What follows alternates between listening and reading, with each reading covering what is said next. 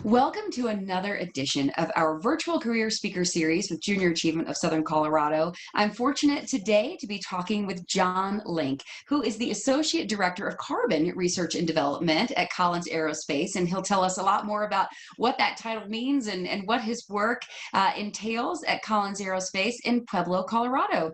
John, welcome. It's a pleasure to have you here with us today. And we'd love to know, first off, a little bit about your story, a little bit about how you got to your role at Collins Aerospace.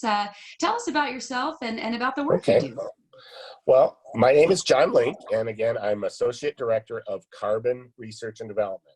And I like to we'll start with the research and development first. Research and development is studying new things, learning new things, and then developing, in our case, developing new materials. So we do research to try to see what other folks have done, and then we develop new products based on that research.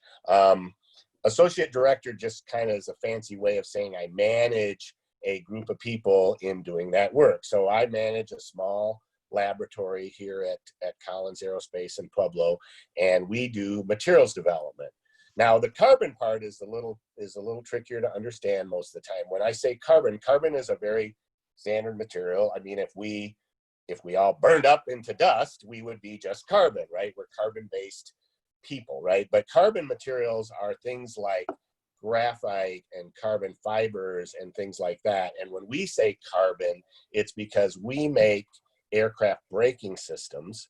So we make brakes for airplanes, and the friction material, the materials that rub together to stop the plane, those are made out of a carbon composite material. So that's why I'm Associate Director of Carbon Research and Development, because we study carbon friction materials for aircraft brakes. So that's our main product, and my group develops those materials.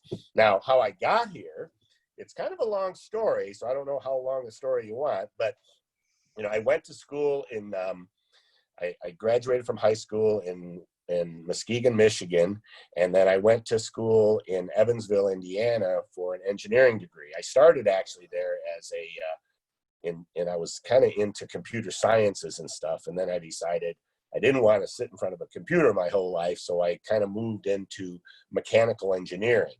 And I got my degree at the University of Evansville with a degree in mechanical engineering. During that time, I was a co-op student. And a co-op student means that I went to school part-time and then I was working part-time. So 3 months out of the year, 3 months I went to school, and then the next 3 months I worked at a job. And that job happened to be for a company called LTV Aerospace in Dallas, Texas. So I went to school in Evansville, Indiana, working on my degree, and every 3 months I would then move to Dallas, Texas, and work for 3 months, and then I did that back and forth for over a 3-year period while I was going to college. After I graduated from college with my degree in mechanical engineering, I went to work for LTV Aerospace, and there I worked in a group called the Carbon Technologies Group. Okay, and there we also made the same kind of carbon composites, but instead of applying them to aircraft brake friction materials, we were making, we made like the space shuttle leading edges, the thing that protects the space shuttle from re-entry. We made that material. We were working on hypersonic velocity things. We were working on re-entry vehicles for like guided missiles and things like that. All kinds of stuff that can take really high temperatures and be structurally capable. This carbon material that we make is capable to about 3,000 degrees Fahrenheit. So anything that needs real high temperature capability, like things that re-entered the earth through the atmosphere, like you recently probably saw SpaceX folks, right? The SpaceX guys, and they re-entered and it got really hot. That's the kind of materials we're dealing with. The materials that get Dragon. Really hot, they were that's right. That was the Dragon capsule, but underneath it has this protective material underneath that protects it from burning up. And that's the kind of materials we make, both for re-entry vehicle things like the space shuttle leading edges, and then aircraft brake friction materials are that way as well. So I started at LTV back in That was in 1982, and it was really fun because when I was really into aerospace when I was a kid. We used to have the Mad Scientist Club, and we did rockets, and we did all kinds of little things, and my friends and I did all kinds of little sciencey.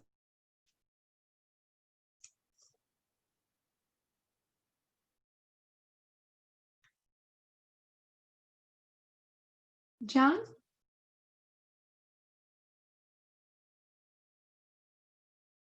I need to pick up. All right, so sorry we lost you, John, just for a second, but if you could pick back up. So you were talking about LTV, the last, it was LTV 1982, Yeah. and then So coming I from went there. to work at LTV in 1982, and I was only 20 at the time, and I grew up in this little town, farming town in Michigan of 1,000 people, and then I went to school in Indiana, and then I moved to Dallas, Texas, which had millions of people. So it was kind of, just from the standpoint of going from a tiny little town to a big city, was pretty overwhelming for me. But anyway, when I went to work, I remember my first day because I worked in a laboratory that was set right next to this high bay area where they were building the last of the A7 aircraft. So in these big companies, and LTV is like Boeing, they have big areas where they build airplane parts. And when I walked in there, they were building the A7s, and it was really cool because I got to walk around and see where all the parts were coming from and how the planes came together and stuff. And so that was really fun. But I worked in that group at LTV after I co-op for about 7 years.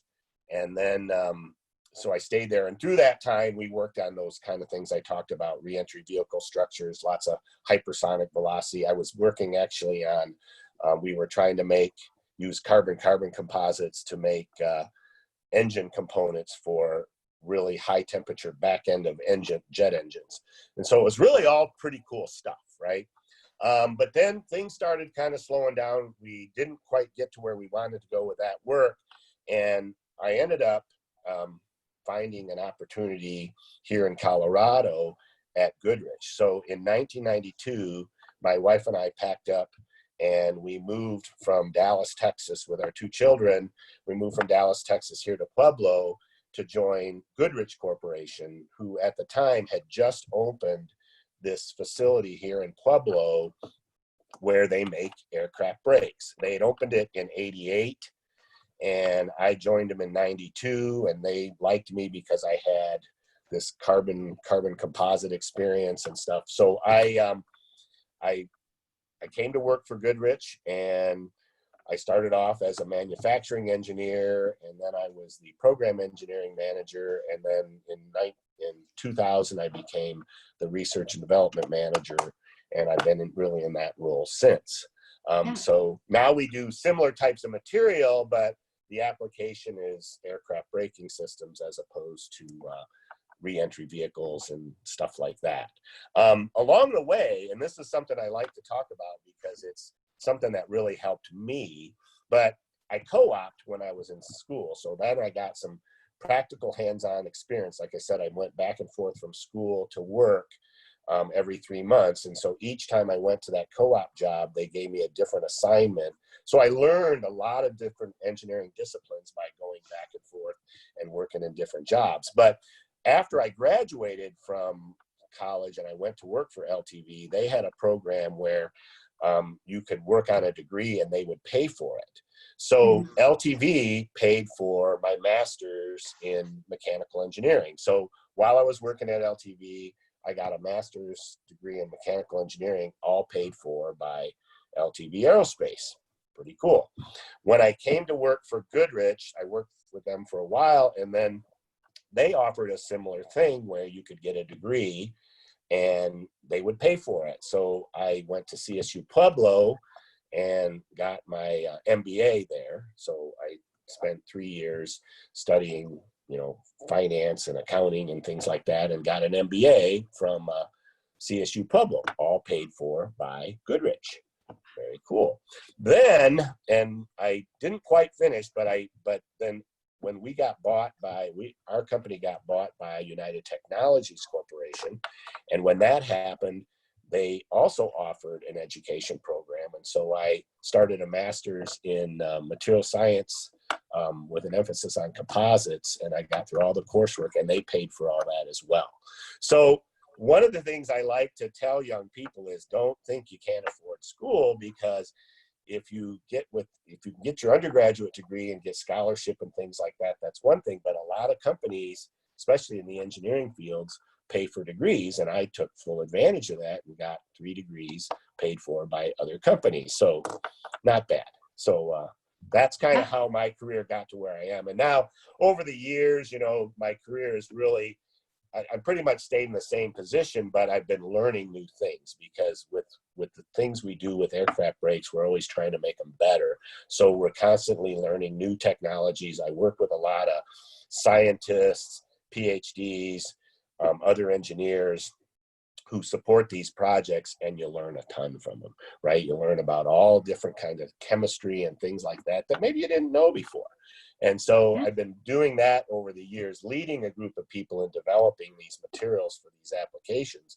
But along the way, learning all along the way, because you're always learning new things from the people you work with and the projects you're working and things like that. So that's kind of, I guess I would say in a nutshell. It's probably a bigger nutshell than you were looking for, but No, anyway. no, it's the appropriately sized nutshell. Let me say that. Okay. And All right. and I and probably students that are watching are fascinated by space and the idea of space entrepreneurship and building a company, you know, like SpaceX, that will work in partnership to help us, you know, make what we do better, to explore more, to explore better. So the work you do is very fascinating to me. And I am curious, did you always know, how old were you when you said, you know what I want to do? I want to be an engineer. I mean, was it something you figured out in college or high school? That wasn't really until I think I got to college, because when I was a kid, I was into sciences. And like I said, we did the Estes model rockets, and we had the Mad Scientist Club, you know, and we did I was kind of a nerdy science kid. I had a chemistry set, I had a microscope, I had a little telescope, you know, we did all those things, right? That's what the things I did. Of course, I played baseball and football and did all that stuff too, but I was kind of always into the sciences. And I didn't really know when I was a kid where I wanted to go with that, other than I wanted to be in technology. I wanted to be learning new things and working on the latest stuff, right? And then when I was in college, and I was pretty good at programming, right? Writing code and things like that. But I kind of felt like, oh my gosh, I'm going to be sitting behind a computer my whole life writing code, and that might be boring. And so I switched into mechanical engineering, because it was a broad engineering discipline, and it kept me in the sciences, right? So so that's kind of, it was really my way. Mechanical engineering was my way of staying in the sciences and providing myself an opportunity to get into those things and get a job working on that kind of stuff.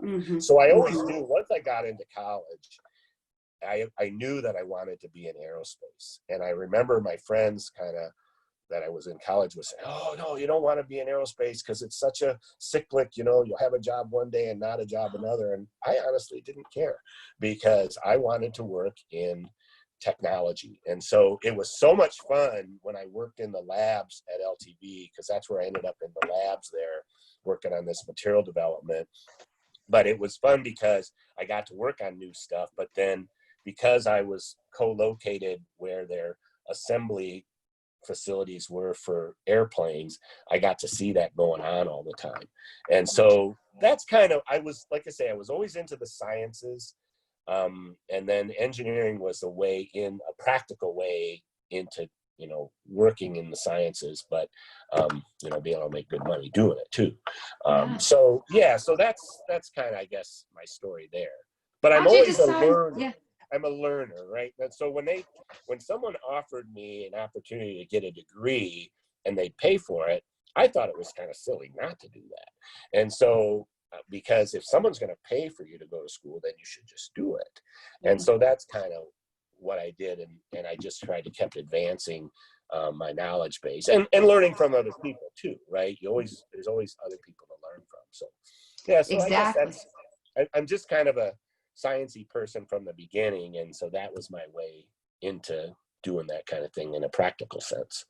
How'd you decide where to go to school? How'd you make that choice? Well, it was kind of partially it was my mother pushing me there, because I had a lot of fun in high school, and she was kind of not really interested in sending me off to a big college like University of Michigan or Michigan State, because I think she was worried that I was going to flunk out or something, right? I'd just go party all the time.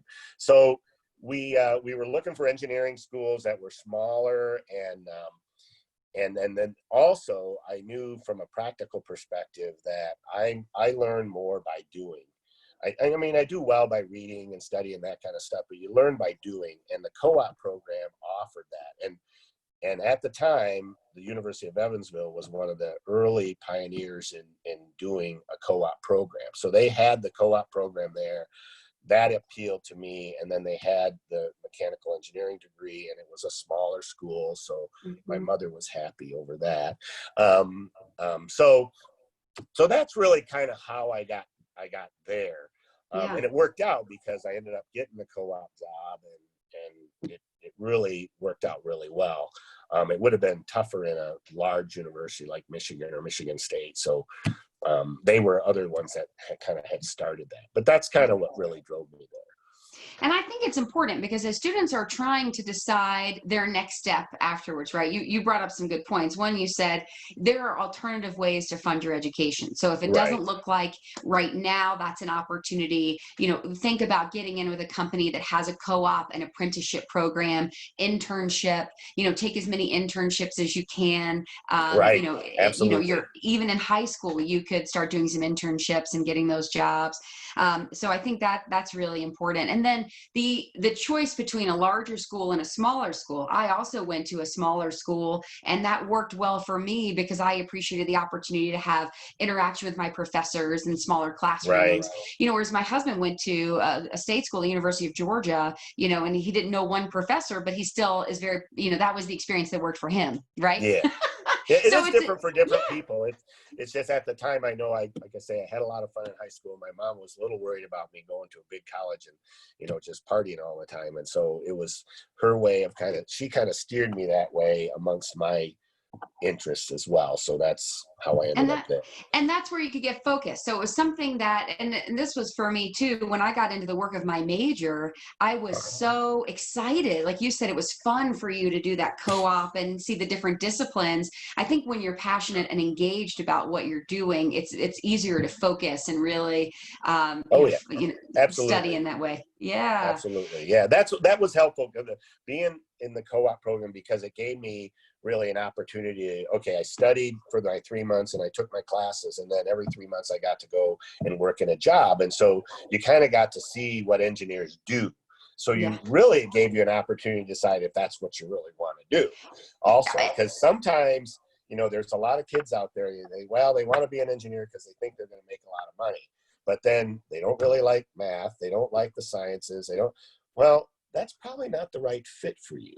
I tell kids that first, find out what you really like to do, find out what you really enjoy, and then study it and learn as much as you can about it, and then work really hard to be the best you can be at that. So it starts to me, it starts with going into an area that you enjoy. Don't go into an area just because you think you're going to make a lot of money. You got to go into an area that you think you're going to enjoy. And then the key to really being good at it and making good money doing that is studying it and learning much as you can, but then working really hard to be the best you can be at that. And that's one of the challenges we have today, right? Is that a lot of kids, they go off to college, they don't really know what they want to do. They just take random classes, they have a lot of fun, and then they end up with a degree that really isn't what they're interested in, or they didn't do really well, and then they can't understand why they didn't get a job. Well, that's part of it. So again, it's finding out what you like, learning as much as you can about it, and then working hard to be the best. That's kind of what I tell my students how they should strive for. Important keys. And you have worked up in your career, so you've been long tenured with this company, and with your career you've had the opportunity to advance. So Yes. you've been identified as someone who can take a leadership role above and beyond where you were the year prior, or you've built on your legacy there. That's As correct. you think what about what it was about you as an employee that helped you be someone that wanted that your supervisors, your managers wanted to invest in and say, John, we'd like you to get promoted to go here. Was it you taking a risk to apply for a new opportunity and for a promotion? Or was it you being identified because of the traits you exhibited, because of who you were as a worker? Was it a combination of the two? How do students start in a role at one level and make an impact to the point where they are continually promoted and advanced so that they can achieve additional levels of success? Well, I kind of look at it like, first of all, you have to work hard at what you do. And I remember running into a lot of folks that, they go do their job. Of course, they take a really long lunch, and then they kind of chit chat all day and things like that. They weren't really focused on their work. And so I think number one is you have to be fully engaged in what you're doing, and you have to really be focused and show interest in what you're doing. You have to be involved and want to do the work. It's not there. You're not there to play. You're there to work. And so to me, good work ethic, being to work on time all the time, working hard at what you do, really showing a lot of good initiative and wanting to get things done. And that's another word I like to use, as initiative. You sometimes get employees that, they come work for you and then they wait around for you to tell them what to do. And okay, you give them guidance and you give them direction and you help them along, but you don't want to have to help them all the way. I mean, walk them, babysit them all the way through.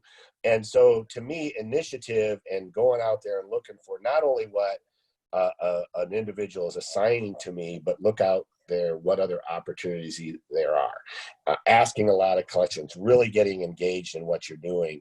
To me, when you do that, when you work hard and you try to take on more, people see that. Right. And they look at, this person knows how to get things done. And that's kind of how I think my early career, that's really where my growth happened, is because I was a good hard worker. I was always engaged in what I was doing. I was always looking for more to do, and bringing up new ideas and things like that. So it's being really engaged and involved and showing initiative. And I think that's probably the thing I can say to most is work hard and have initiative. Look for things to do. Ask lots of questions. Ask your boss if there's anything else that I can do. It's not just waiting around for someone to tell you. If you're waiting around for someone to tell you what to do, then you're probably sitting not doing much a lot of the time, and you're not being very effective. So, and then the other part of it is, I think, is being good engaging with people. I'm a people person. So I tend to, maybe I talk too much sometimes, but you have to, be friendly with people, be courteous with people, be professional, and show people how to work with others. And so it's because you do a lot of, at least in the engineering fields, you do a lot of team projects. It's pretty rare that you're on a project all by yourself and you can sit in your little space and work on things there. You're usually involved in a team, and it involves brainstorming and being open-minded to what others, but also being willing to take charge and take the lead when it's time to move. So I think those are some of the traits that I would say helped me move along. And I think that's true in a professional career once you graduate from school, or when you enter the workforce after high school, and with your first job, as when you're in high school. So what was your first job? Did you work before, did you work in high school? Oh yeah, well actually, if you say my very first job, I actually picked strawberries for my grandpa when I was 6 years old. Right. He gave us 10 cents a quart, and of course you had to top them off really good, otherwise he'd take care of it. there. All right. Okay, Sorry so we lost you, John. Tell us more about the okay. So strawberries. anyway, when I was 6 years old, that's what I picked strawberries for my grandpa, and actually because we were late, he let us actually sell them on the street, on the side of the street too. So we got another 4 cents a quart for doing that. But my first real job, I guess I would say, was when I was 8. I had a paper route, and I had 30 customers, and I had that till I was 13. But I started when I was 8, and by the time I was 10, I had grown it to 70 customers because I picked up a whole bunch of folks. I was getting there earlier than somebody else, and they switched over to me. But anyway, I had that till I was about 13, and then I worked in the fields. I hoed onions and carrots and mint. We worked, next to the migrant workers there. We all had a hoe, and we got down in the dirt and we hoed weeds. We did that for several summers. And then, but the other good job and the best job that I had during in high school is I worked on a dairy farm, and I milked cows. So I milked 120 cows every day after school. So I'd go to school, and then when I'd get home from school, I would usually get to work around 4 o'clock, and then I'd milk cows until about 8 or 8:30, and then go home and do my homework and stuff. But every day after school, I went to the dairy farm and milked cows. And then in the summertime, we baled hay, and in the wintertime, we cleaned stalls and did stuff like that. But I did that for 4 years through high school. And then it wasn't until I got my co-op job in Dallas that I really had another full-time job. Wow. So 8 years old with a paper route. Yeah. I don't know, what the equivalent of a paper route today is, but it seems so formative for so many entrepreneurs or business professionals. It really helped to develop that work ethic, waking up in the morning, working hard, pleasing the customer, your customer service, right? It's, I don't know what it the was equivalent fun. is today, but we didn't make a lot of money yeah. back then. We got 3 cents a paper. So I made $1 every day. That was pretty much what I made at the beginning. But by the time I grew my route, I was making $2 a day. Well, see, So, I see you doubled. So there we go. But that lasted until I started other jobs. But I got to be one reason I could do papers when I was that age is I lived in a small town, but my older brother was 10, and because he was doing it, then I got to. But I took care of all the money. He wasn't as good at counting the money as I was and doing all that. So I took care of all the taking care of paying the Chronicle and doing all that kind of stuff. But yeah, it was fun. But the farm was the best. Working on the farm was the best because the farmer that I worked for, he was a good guy to work for, but he made you work, and milking cows and baling hay and cleaning barn stalls and stuff is hard work. And there are themes from the paper route to building brakes for airplanes. And the themes are hard work, initiative, really trying to bring your best to the job. So definitely running themes all throughout there. Did you have mentors or leaders or people along the way who supported you? Yeah, I did through high school. Of course, my dad always made sure we were working. So if we didn't have a job, then we were working at home. But the guy that I worked for when the farmer that I worked for, he was a mentor for me because he promoted hard work, and he was very practical. So he taught me a lot of things like welding and how to do maintenance on tractors and driving tractors and basic things like that. He taught me a lot of things like that. So he was a really good mentor. I would say from an engineering standpoint, my dad wasn't much of a mentor because he didn't really understand any of that stuff. He was an insurance agent, and he knew finances and that kind of stuff very well. But when it came to engineering, he wasn't there. But I would say, I don't know if I had mentors per se, but people that I looked up to, like, for instance, Neil Armstrong was one of those guys. Alan Shepard, the astronauts back in that day. I was going to be an astronaut, right? When I was little, that's what I was going to be, an astronaut. And those guys were guys that I looked to, said, I want to be like that guy. And so I had those. And then I did have in college, the dean of our engineering school, Dean Tooley, he was a mentor for me because he was very encouraging, and he supported what you were doing, and he kept you going in the right direction, and and all that. So I guess I would look to him as a mentor as well. Besides that, I think a lot of it, I looked at individuals who I kind of wanted to aspire to, and then worked hard to be like those folks. Is that, and for students who might be interested in aerospace and engineering and in a role where they can really impact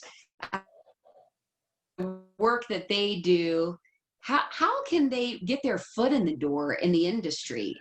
Is mentoring, is that something that they could Well, it's tougher leverage? now. Is a mentor someone who could help? Well, today it's tough. Ever since COVID, I mean, prior to COVID, we were, okay, you're frozen again. Okay, I'll wait. Can you hear me now, John? Yeah, there. Yeah, I don't know if it's my internet Okay. or what, but anyway, so prior to COVID, we were going great guns, and we were working on new airplanes and new braking systems for new aircraft and all this. And then COVID has slowed things down. But I would say, the way to get in, first of all, again, you have to get into something that. John, you had paused for just a second, so I'm going to have you pick up where you said, Okay. The first thing is you have to get into something probably that you're passionate about or that you enjoy, right? Yeah. You really, I feel strongly that, the best careers come.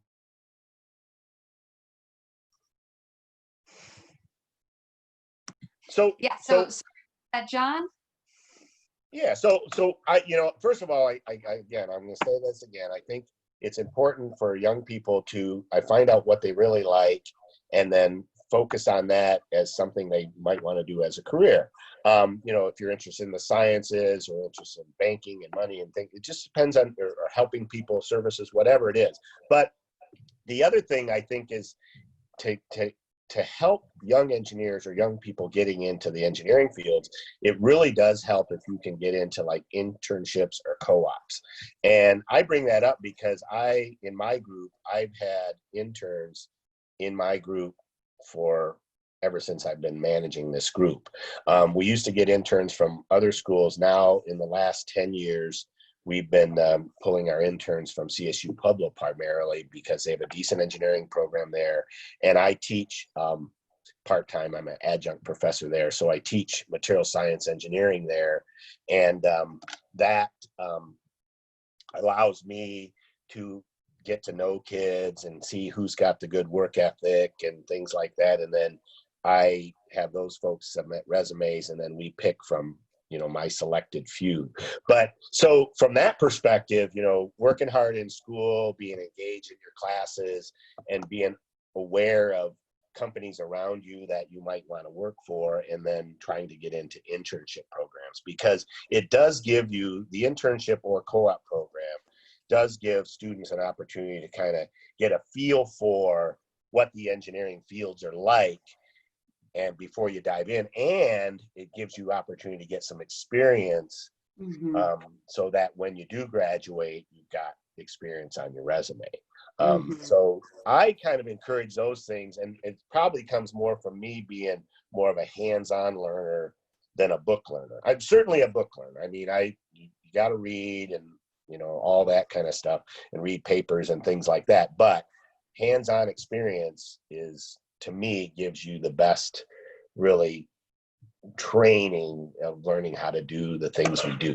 And so internship programs and co-op programs are awesome for that. I love that too. Is there anything in your career where you look back and you think, man, I would have done this differently, or I should have done that differently? Well, you always, like, for example, and I'll say this, I started to work on this degree, and it's material science.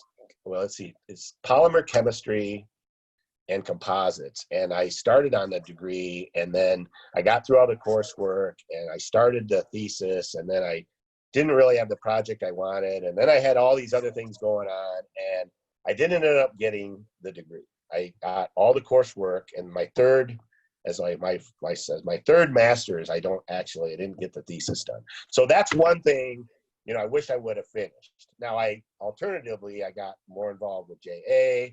I got more involved with Boys and Girls Club. I started doing more things in the community, and those, from my perspective, took precedence.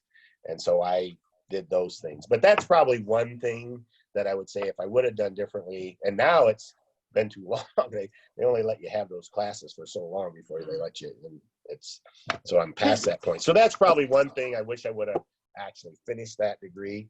But I learned a lot along the way. I just didn't get the piece of paper that said I had it. So that's one thing. That's important because I think there are times in life where we make these choices, and you can either turn left and turn right. And, talking about your community work, it's so hard to look back and say, I wish I'd done something differently, because it would impact where you are today. And exactly. And that's always a trick question. It's a hard one. But when you're somebody who wants to finish what you start, you'll probably always have that nagging feeling. It's pretty rare. It's pretty rare that I don't finish something I started. Matter of fact, I've been teaching religious ed at our church for about 20 years now. I've been doing JA at least 25. We're getting close to the 30 mark here. But I don't really quit at things very often. And so that's why I always tell the lady at church who I teach religious ed with it, is that I'll probably have to move to, ever leave this position, right? Because same thing with JA, I'd have to move. Of course, if I moved with JA, then I don't do JA somewhere else. Boys and Girls Club, the same thing. The only way you can get out of volunteer work is move. Well, and that's important too. Something that you mentioned is that when you reach a point in your life where you feel like you can give back, being involved in your community is so important. And it's something that you model in your community as well. Yeah, well, that came from my mother, because my mother always told me that, as a career person, you have to give back. Well, you all have to give back, but she was really big about volunteer work and doing things in the community to give back. Because she said, you're going to grow into being a professional, and you're going to, have things that other folks don't have. And it's important that we, as community partners, we do more than just think about ourselves. We have to work with others. And I like working with young people. I like working with the JA kids. I love going in the classroom and doing the classes. And the Boys and Girls Club, I do STEM mentoring.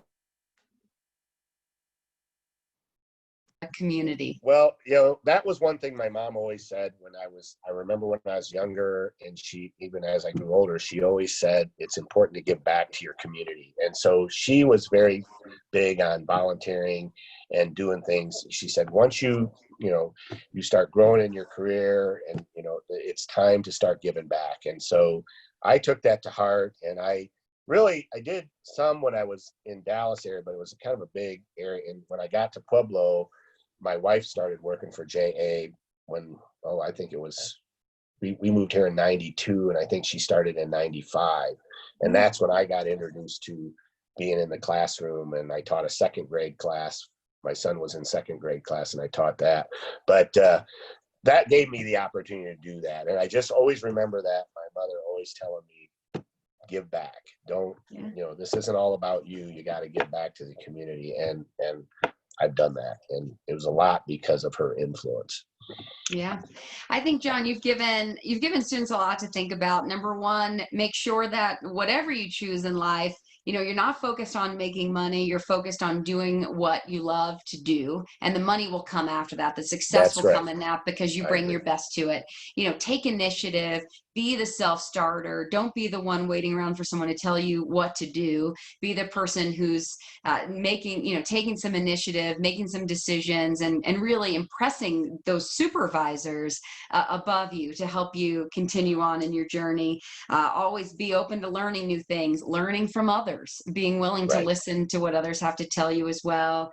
Any other advice that you might share with students, just as closing remarks about how they should approach the next phase of their professional journeys as they're getting started?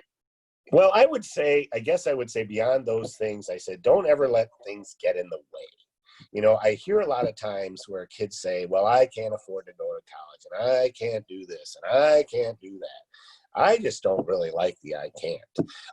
It should be the I can, and this is what it's going to take. Because, folks that don't really, can't afford to pay for college straight up themselves, there's scholarship opportunities. So if you do well in school, and you're involved in leadership things, and you're involved in things, and you study hard, and you work hard, you can get scholarships.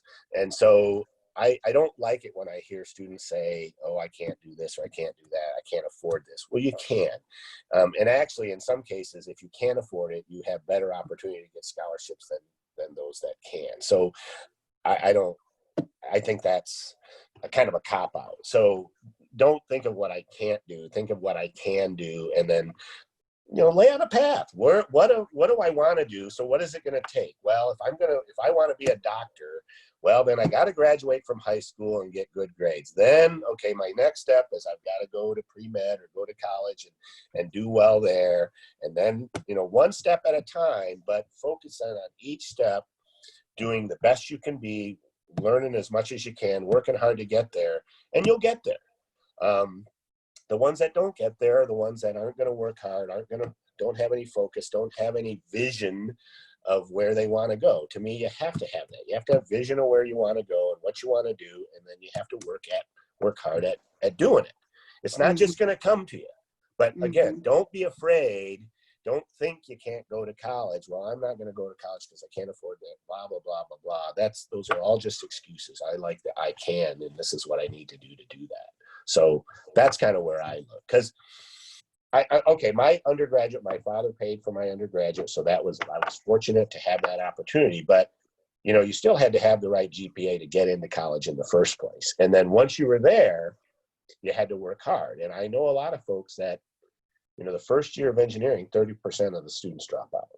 Okay, and most of it's because they're not putting effort into it. So you can do it if you're willing to work hard and you're into what you're doing. You can do it. It's about turning your I can'ts into I can. Yeah, that's right. I totally agree. I can'ts into I can'ts. Love that, John. Well, I appreciate your time. I appreciate you sharing your story and more about your own professional journey to inspire others. And students, we hope that you'll take an opportunity to also visit mywayja.org and actually explore some career options of your own after this session as well. John, thank you so much. Best wishes to you. Yeah, and students, thanks so much for joining us. We are grateful that you spent your time learning about John and his career in engineering and aerospace today. Thank you. So now